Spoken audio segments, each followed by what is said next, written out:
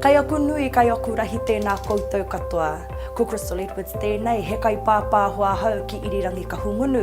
E hika mā i kuraina hau ki te takiura o Ngāti Kahungunu, arā te ahoa māui ki te uranga waka. Nā reira, tēnā tātou tihei Kahungunu.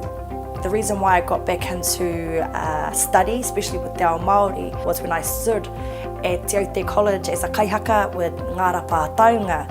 And from that day on, it just infused the want, the yearn to go back and akohia i tōku reo ki te ako ngā momo tikanga me ngā kawa o tātou nei tīpuna. My favourite part of the program at EIT ki te uranga waka, I'd have to say, was sitting with our kuia and our korauwa. Nēni materoa, me kore ake aia me wōna mātauranga, hōhonu rawa. I don't think I would be where I am in my aokaranga. I stand as a paukaranga ki tōku marae i rua hāpia. And what she taught me, I treasure to this day. Tertiary education is of the utmost importance e Huama.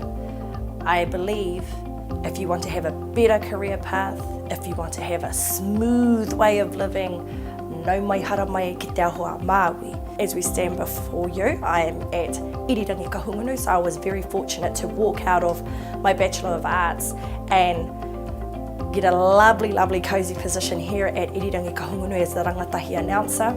If I was to recommend EIT, te uranga waka ki wētahi o koutou e hehi ana ki te whai i tā koutou nei iti kahurangi, karawhiua, wepua, no mai hara mai. Do not be afraid. EIT is there waiting for you with open arms. No mai hara mai ki tēnei tūranga taurikura ko te ahoa Māui.